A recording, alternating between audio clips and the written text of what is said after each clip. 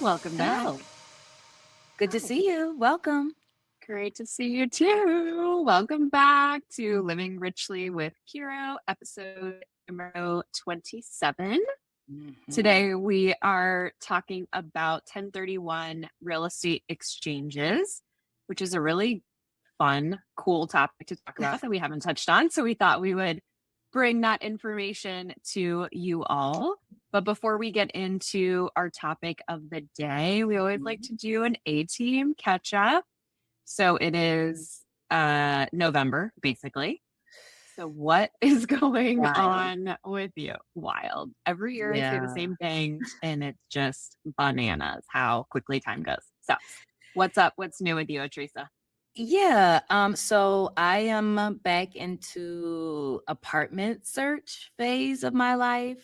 Um, which I've lived in the same building for, I guess when I leave, it'll be 6 years. So I haven't had to really do this in a while. And I am now getting a like wave of reality has washed over me on what people are paying in rent now, which is interesting. But I am telling myself that there's no need to look at every available apartment because I'm one of those people who has analysis paralysis. So if I spend too much time comparing and thinking about the pros and cons, I give myself too many options. I never make a decision. So I narrowed my search down to about three that work with my budget. And it's so funny because I'm like running my own cash flow scenarios because I know I'm like, I want to move back to downtown Bethesda. My rent's going to get more expensive. But how expensive can you afford, right, to really get? So I have a number. I found three places that fit that number. That got all of my non-negotiables. So I've only viewed, well, I viewed two of the three so far. One of them seems like a really good option. It lines up perfectly to when I want to move. But I go see Nice. another one tomorrow. So we'll see. But my Lord, what rent has become. Yeah. Yeah, it puts all those whenever we hear about the inflation reports and they're talking about housing and, rents and how much rent has increased, you're like, "Oh yeah, that's actually a thing. It's not I'm just in the data." seeing it in real time, seeing it in real time. But it's good. I always, people say, "Oh, for what you pay in rent, you could buy." Yeah, I know I could get a mortgage at the same rate. But mortgages are minimum monthly payments for housing. Rent is maximum monthly payment for housing. It's and true. and where I am in my life right now, I prefer the convenience of being a renter. I Yeah. don't want to have to be concerned about yard work and HVAC systems going out. I'm dealing with that with my Savannah home, right? Sending HVAC people out to check on that. I don't want that responsibility where I live currently. Yes. No, I hear you. Trust me, I hear you. Talk about my home maintenance expenses on the regular. Yeah, at least the property manager helps manage that other stuff and I don't have to think about it less, but maybe one day. But yeah, so things seem to be going well. I think I'll get something that I love and then I'll have the stress of actually moving, which I Right, which hate is moving. I know, who likes moving? Nobody. But I'm so excited for where you are potentially moving to. Cannot wait Yeah, to come visit. Cannot wait to walk yeah. to the Oh restaurants my and god, it's in oh, such a great location. It's yeah. literally around the block from my favorite Indian restaurant that I normally have Ooh. delivered to me out here. I'm like, "Oh my god, I could just walk around the corner and get my Indian food." It's probably not good for my waistline, but Or your overall budget. Like you've accounted for the rent. You may not have accounted for the increase in restaurant. right, and dining out. Yeah. Anyway. But yeah, I'm so happy that's for been you all though. consuming for me right now, trying to figure out where I'm gonna live before year end gets really busy for us Mhm. around here. So Yeah. we'll see. Things seem to be going okay right now though. So what about you? That's What's awesome. new with you? That's awesome. Well, Wally and I went to a winery on Saturday, which was really fun. One of our professional networking partners, Leo, who we've had on this podcast talking about mortgages. He's an awesome loan officer.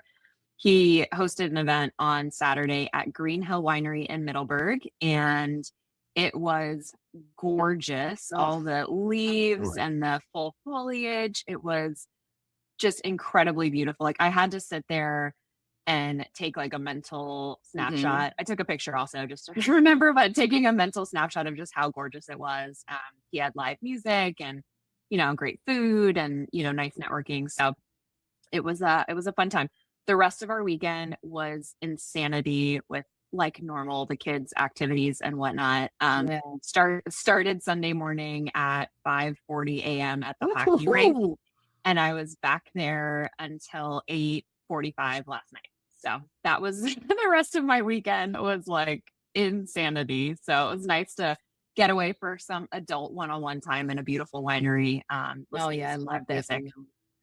Yeah, I Yeah, mean, asking parents to have their children in place for an activity before 6 a.m. on a Sunday should be illegal. Like they should be fined. Like there should be a citation given for requiring me to do this. That is crazy. not only do I do it, I pay to do it. I mean, think of the insanity. No one's The forcing things us you to do do for it. your babies. Oh my god, Oh, it's that is wild. unbelievable. Ooh, but guess what? I So, have to tell you. So that's my older. My older has 6 a.m. practice. My little mhm, one starts at 7:30. And I wonder if I should say, I probably shouldn't say the name. I'm not going to say the name, but okay, we were sitting there at practice. So my older one had finished. We're sitting there watching my little one. And back behind us, like a little bit to the right, is a current Caps player. His daughter, yeah, his daughter mhm, plays in the league that my younger son plays okay. in. And my older son had like such a fanboy. He was actually wearing, we were both wearing caps, baseball hats actually on Sunday morning. And he's like, Mom, I want to ask him for his autograph so badly. I'm like, no, baby, you can. You got to control yourself. Like, he's just a normal dad here with his daughter, helping her with hockey. But it was like both of us were like, oh my God, we Oh couldn't my god, stop. oh my god. It was so fun. So, anywho, I'm like, see, you got to come to practice. Maybe one day we can just randomly place ourselves next to him, just, casually Right, strike up a conversation. Do you need a financial advisor? Because so that was right, super fun. right. Have you planned for semi-retirement? Yeah. You make a lot of money, but it's for a short period of time and you can't be doing Absolutely. the hockey thing forever. So let's plan for your future. That is so funny.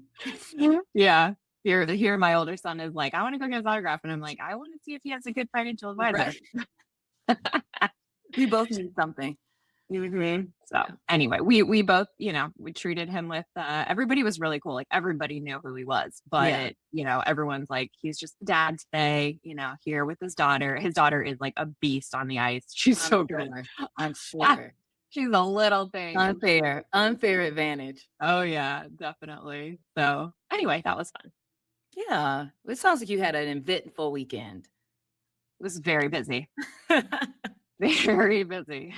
I can't say I got caught up on sleep or anything like that. So Yeah, but the weather has been beautiful here. The foliage is turning. I'm sure the winery was incredible on Saturday. gorgeous, just absolutely spectacular. It's like Yeah, the best time of year in this yeah, area. Yeah, it's so gorgeous.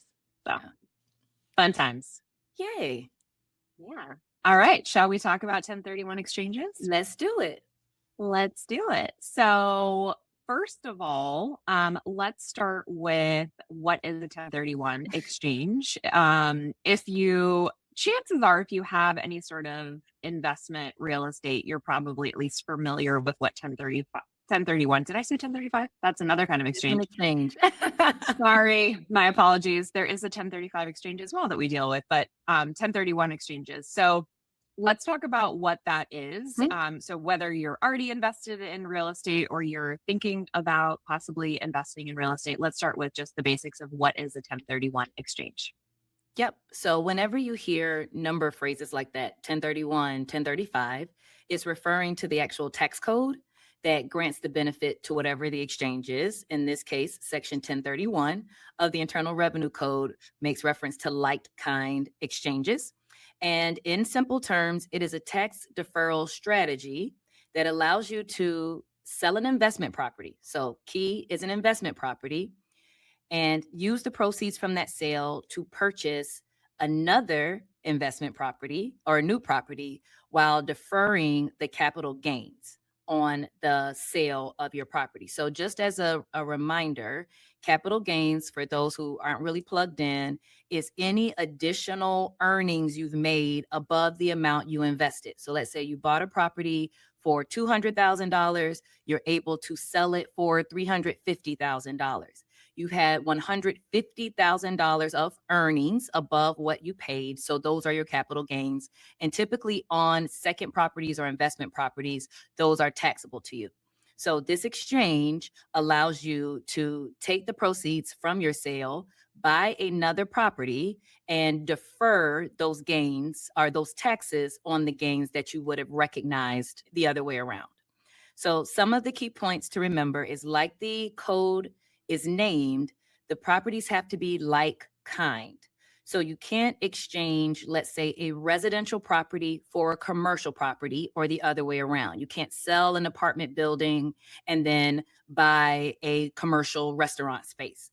They have to be for the same, they call it, I guess the phrase is nature. They have to be of the same nature. Now, that doesn't mean they have to be exactly the same. So, for example, let's say you have a beach house that is a second home or an investment property. You are able to exchange it for a mountain cabin because, again, it is still like a second home or investment property. So they don't have to be exactly the same, but they have to be of like kind or of like nature. That is the number one rule. And you also can't exchange properties in the US for international properties. That doesn't work either. So you can't sell your Bethany Beach condo and buy a beach condo at the Amalfi Coast. Won't work under this tax code. The other You thing can, you can. You're just not going to defer you gains. can, you're just not going to get the tax benefit of it. But it may be worth it to you. I would love a And then we condo. want an invite. I Right. I mean, would love a condo just on the saying. Amalfi Coast. The other thing to report, or one other thing to remember, is that there is a timeline to do this. This is not an indefinite process. So that timeline is 45 days. So you have 45 days from the sale of your property to identify the property that you want to exchange it for. It doesn't necessarily mean that the close of the purchase of the new property has to be done in 45 days, but you have to at least identify what that property is. And then you have to actually close on the new property within 180 days of that sale. So you get about 6 months to actually close on the property, but you must submit the form designating what that actual 1031 exchange property will be within 45 days. So there are some tight guidelines around timing. Yeah. Awesome. So number 3, you have to have a qualified intermediary. Mhm. So in other words, you cannot, once you sell the original investment property, you cannot touch the cash or the proceeds from that sale for a moment, or you will be disqualified from Mhm. the 1031 exchange. The IRS is very strict about making sure that you do not get your hands on the cash in order to be able to defer the gain. So you have to work with a qualified intermediary, it's a mouthful, who will hold the funds until it's time for you to close on the new property that you've identified. So again, this is super essential to make sure that you work with someone, a company like this, to maintain the tax deferral status. And then the last point that we wanted to make is you have to identify and purchase a property that is of equal or greater value for the entire exchange to be tax deferred. So let's say, back to Atrisa's example, you sell your property for $350,000. You must find another property that is $350,000 minimum or more. Now, let's say you identify a property that's $300,000. So there's a $50,000 difference there. You can move forward with purchasing the $300,000 property, but at this point, it becomes a partial exchange.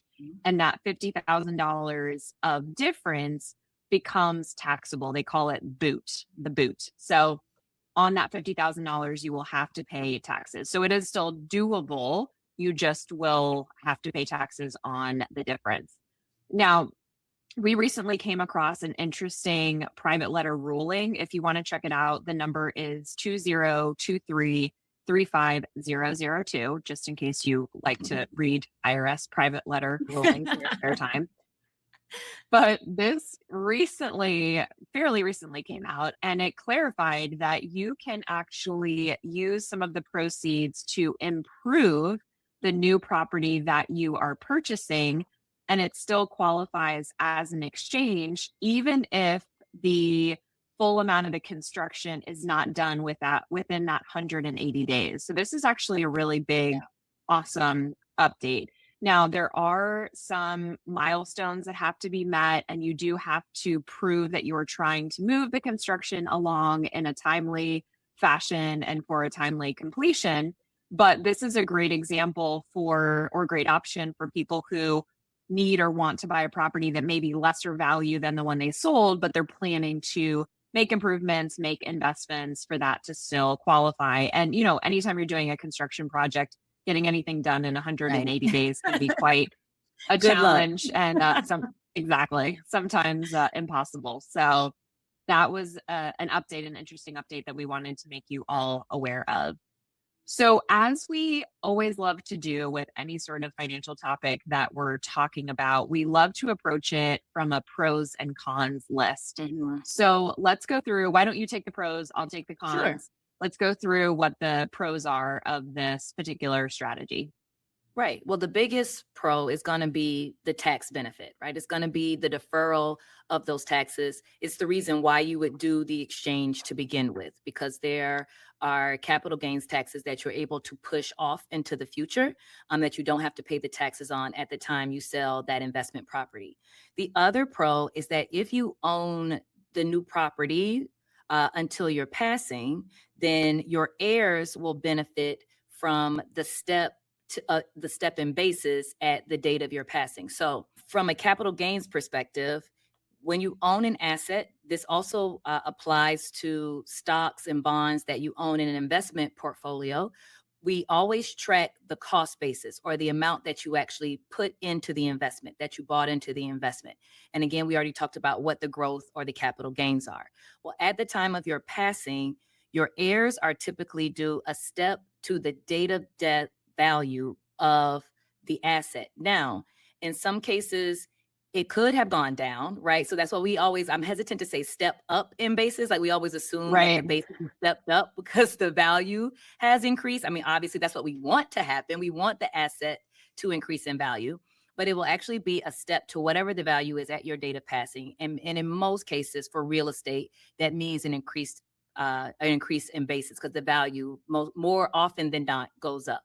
So that is a benefit to your heirs, because now they receive that higher basis, which decreases their tax liability should they decide to sell the property in very short order after your passing. So those are two of the biggest pros to taking advantage of this exchange.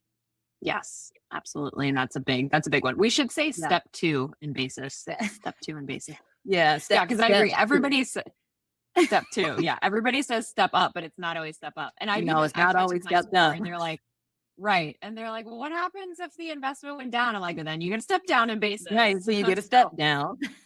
exactly. Not always beneficial, but most of the time it is beneficial. Certainly if you're talking about these sorts of situations, presumably there is a large capital gain, which is why Right. someone would do a 1031 in the first place. So Right. if you're talking about inheriting a property with a large gain, then obviously that will be beneficial and that will be a step up in basis for you.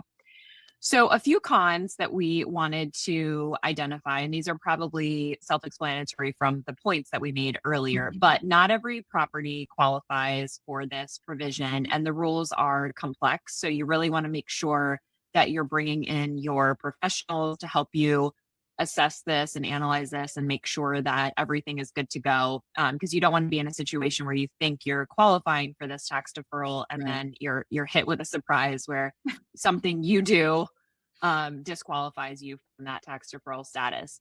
The second point, or the second con that we would identify, is the timelines are really challenging to hit, especially if you think about how crazy low inventory has been over the past few years in the real estate market. Identifying a property that fits and that, checks all the boxes within 45 days, that is Right. not a lot of time. So, 180 days to close, fine. That's a relatively large Mhm. amount of time. The 45 days, goes by in the blink of an eye, basically, as we all know. So if you don't meet those timelines, again, you do not qualify for the tax deferral status. So meeting those timelines, we would identify as just a challenge and a con in and of itself. And then the last con is, again, that point that you do have to identify a property that is equal or greater. Chances are you're not going to identify a property that is exactly the Mhm. same amount of the property that you just sold. which means you're probably going to have to come to the table with some sort of financing for the difference, some sort of, Mhm. cash or other sorts of financing for the difference. So when you do these 1031s, typically you're finding yourself kind of creeping up from a price standpoint. Again, that may be part of your strategy, may not be. So something to be aware of. Yeah. I recently, earlier this year, was working with a client who was selling a second property and was interested in the 1031. And the real estate professional she was working with actually recommended that she not actually even list her property until she had identified the property she would want to buy as the exchange. Because again, inventory, at least lately, has been really low. So there wasn't really concern about her being able to sell hers and how long it would sit on the market. The bigger challenge for her was to identify what the new property would be for the exchange. Luckily for her, she did get it worked out. So it was great, but the timeline is really tight. So you have to make sure this is where I think some guidance and advice comes into play when people can really help you structure it and stay on top of these things because 45 days goes by in a flash. Exactly. Yeah, for sure. Yeah, when these work out well, they're Mhm. great, right? But in the cases too where I've worked with clients with 1031s, they always seem very stressful. Like Yeah. thankfully the ones that I've been involved in have all worked out and they've all Yeah. closed on Mine too. time and it was all like, yeah, like all above board. But in every single situation, it was always like, oh my gosh, I have to do this, I have to do that, and we're tight on time, and is this going to close? And da, da, da. It was like always super high stress to get it done. Right. So, I mean, thankfully they've gotten done. I'm sure lots of these transactions, go south and don't That's get where they done. fall But through. Yeah. yeah, exactly. But yeah, thankfully in the ones that we've been involved in, they've gotten through, Yeah. but not without massive levels of stress. Yeah. Speaking of another point from a real life scenario, one of the points we talked about that Ann mentioned was the need for a qualified intermediary, that you cannot actually take possession of the sale proceeds if you intend to do the exchange. What I learned during that process is that there's not a whole lot of regulation around who a qualified intermediary is. The only rules the IRS sets is that they can't be one of the people involved in the exchange. So it can't be you or the person's property you're exchanging for, or it can't be a person who's worked on an exchange with you, I think, in the last 2 years. I think so. There's not a whole lot of rules for who that can be. Because one of the questions that came up was, well, can my family member just do the sale, right? And take possession for me and then buy? And according to IRS rules, that's allowed. But what I will say to that point is that remember that you are dealing with what is potentially a large sum of money. And while you may trust and love the people around you and your brother or sister are great, this is probably a good time to call in a professional and use a professional service who acts as a qualified intermediary, just so that things are clean and done well.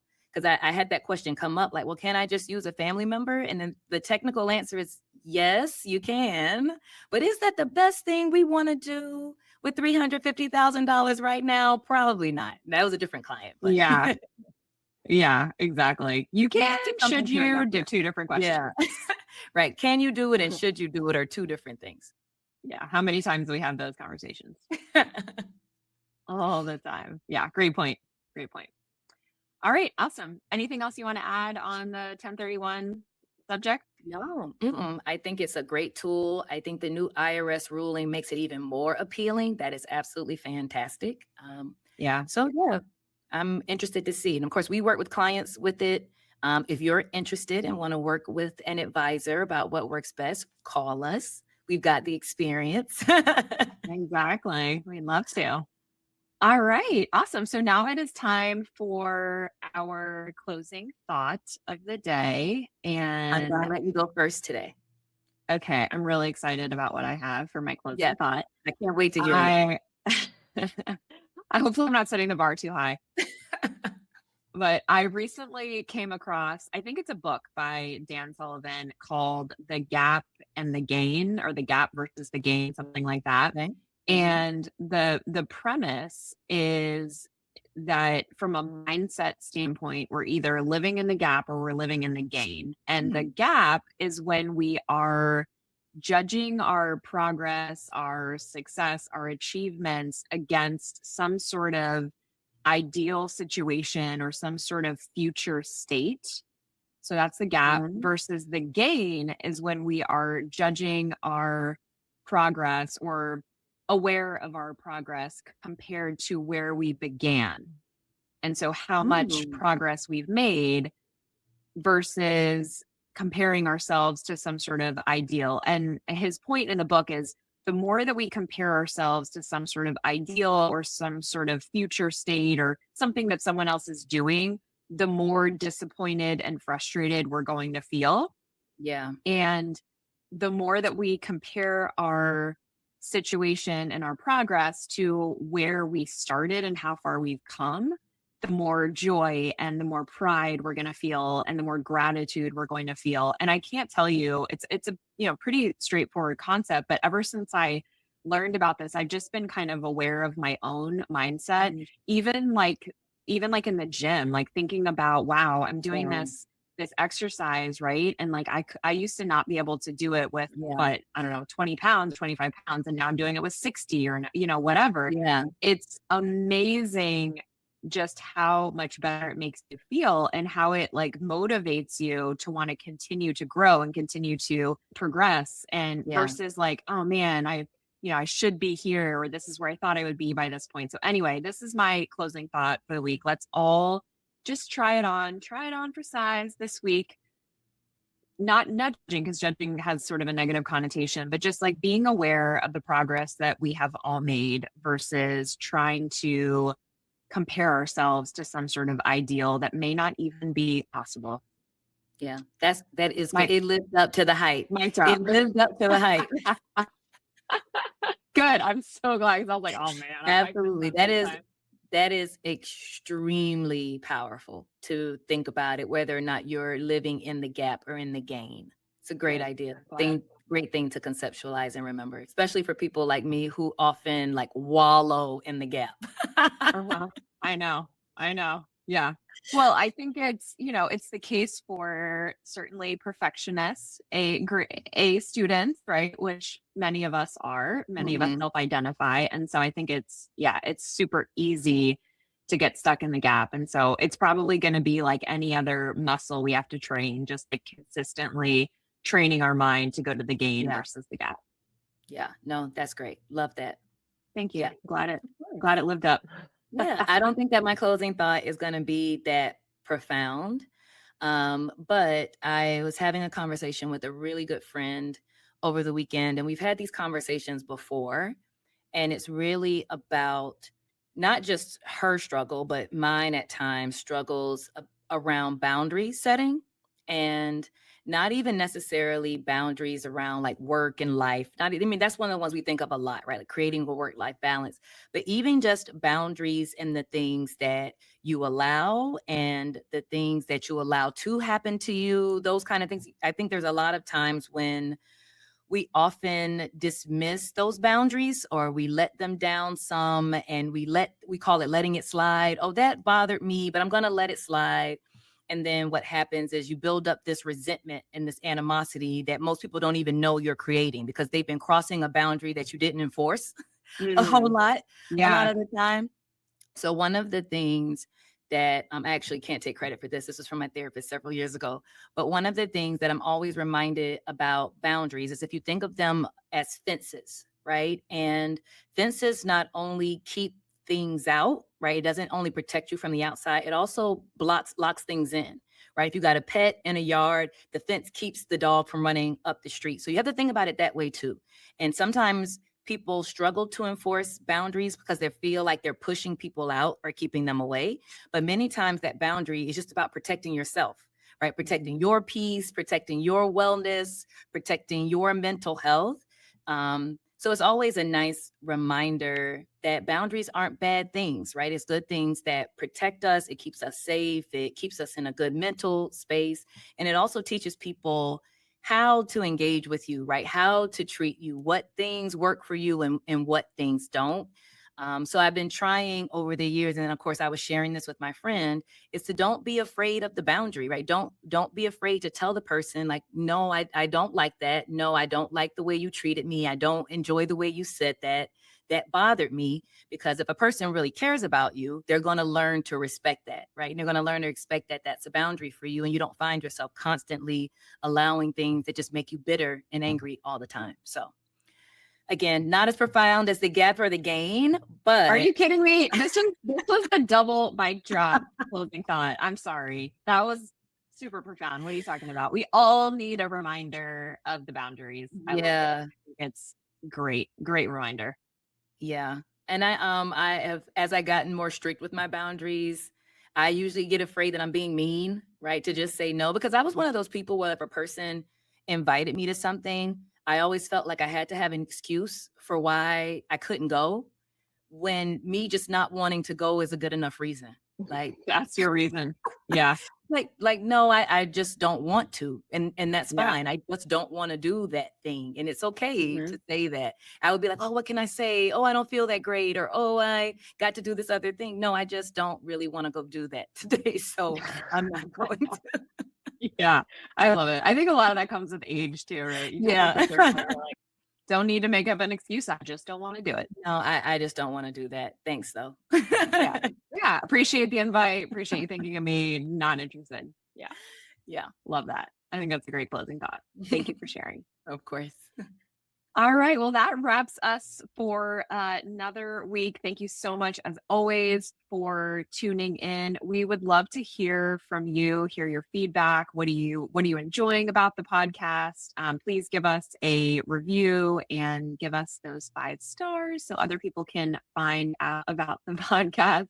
And again, we really want to hear, like, what are you liking? What do you want more of? What questions do you have? Speaking of questions, send those in to podcast@curoprivatewealth.com. If we answer one of your questions on our podcast, we will send you a $10 Amazon gift card as a thank you. So keep those questions coming. And let's see, today you can share this episode with somebody in your network who you know has an investment property. Maybe Yes. they're, renting out a house to someone, or maybe they have a commercial property. Please send this episode to them. Hopefully it will be informative to them. And again, thank you so much for tuning in. We'll see you next week. Until then, Live richly.